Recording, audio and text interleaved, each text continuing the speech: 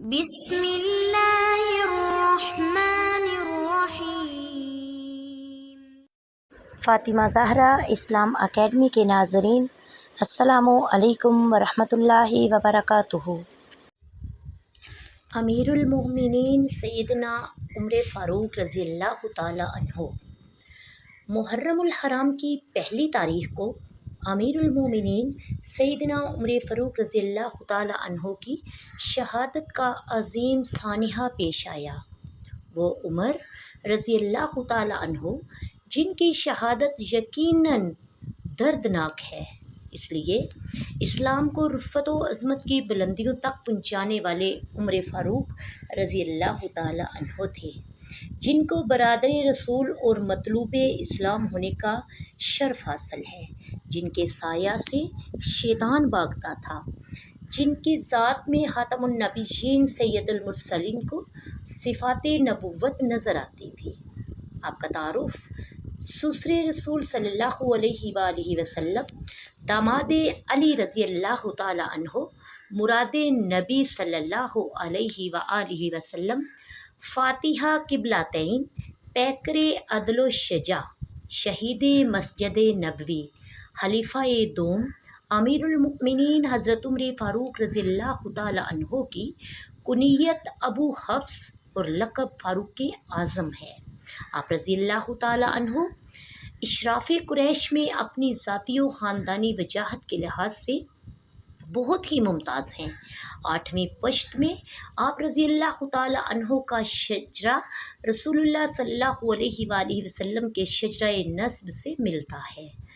آپ واقعہ فیل کے 13 برس بعد مکہ مکرمہ میں پیدا ہوئے اور اعلان نبوت کے 6 سال 27 برس کی عمر میں مشرف با اسلام ہوئے، جبکہ آپ سے پہلے 39 آدمی اسلام قبول کر چکے تھے۔ آپ کے مسلمان ہو جانے سے مسلمانوں کو بے حد خوشی ہوئی، یہاں تک کہ حضور صلی اللہ علیہ وآلہ وسلم نے مسلمانوں کی جماعت کے ساتھ خانہ کعبہ کی مسجد میں اعلانیہ نماز ادا فرمائی۔ حضرت ابن عباس رضی اللہ تعالی عنہ فرماتے ہیں کہ جب حضرت عمر فاروق رضی اللہ تعالی عنہ اسلام لائے تو حضرت جبرائیل حضور صلی اللہ علیہ وسلم کی بارگاہ میں حاضر ہوئے اور عرض کی، یا رسول اللہ صلی اللہ علیہ وآلہ وسلم، آسمان والے بھی عمر کے اسلام لانے پر خوش ہوئے ہیں۔ ابن ماجہ۔ ایک موقع پر حضور صلی اللہ علیہ وآلہ وسلم نے ارشاد فرمایا، لو کانا بعدی نبی لکانا عمر، میرے بعد کوئی نبی نہیں، اگر میرے بعد کوئی نبی ہوتا تو عمر ہوتا۔ ایک حدیث میں فرمایا، بے شک میں نگاہ نبوت سے دیکھ رہا ہوں کہ جن و انس کے شیطان دونوں میرے عمر کے خوف سے بھاگتے ہیں۔ مشکوٰۃ شریف۔ ترمذی شریف کی حدیث میں ہے کہ پیغمبر آخر الزمان حضرت محمد صلی اللہ علیہ وآلہ وسلم نے ارشاد فرمایا، اللہ تعالیٰ نے عمر کی زبان اور قلب پر حق جاری فرمایا۔ سیدنا عمر رضی اللہ تعالی عنہ کی عظمت کا اندازہ اس بات سے بھی لگایا جا سکتا ہے کہ قرآن مجید کی بہت سی آیتیں آپ کی خواہش کے مطابق نازل ہوئیں۔ سبحان اللہ۔ حضرت علی رضی اللہ تعالی عنہ فرماتے ہیں کہ حضرت عمر فاروق رضی اللہ تعالی عنہ کی رائیں قرآن مجید میں موجود ہیں۔ تاریخ خلفاء میں ہے کہ حضرت عمر رضی اللہ تعالی عنہ کسی معاملے میں مشورہ دیتے تو قرآن مجید کی آیتیں آپ رضی اللہ تعالی عنہ کے مشورے کے مطابق نازل ہوتی۔ حضرت عمر فاروق کی عند اللہ مقبولیت کا یہ حال ہے کہ اللہ تعالیٰ نے تقریباً 43 مواقع پر حضرت عمر رضی اللہ تعالی عنہ کی عین خواہش پر قرآن مجید کی آیتیں نازل فرمائیں، جن کو موافقات عمر کہا جاتا ہے۔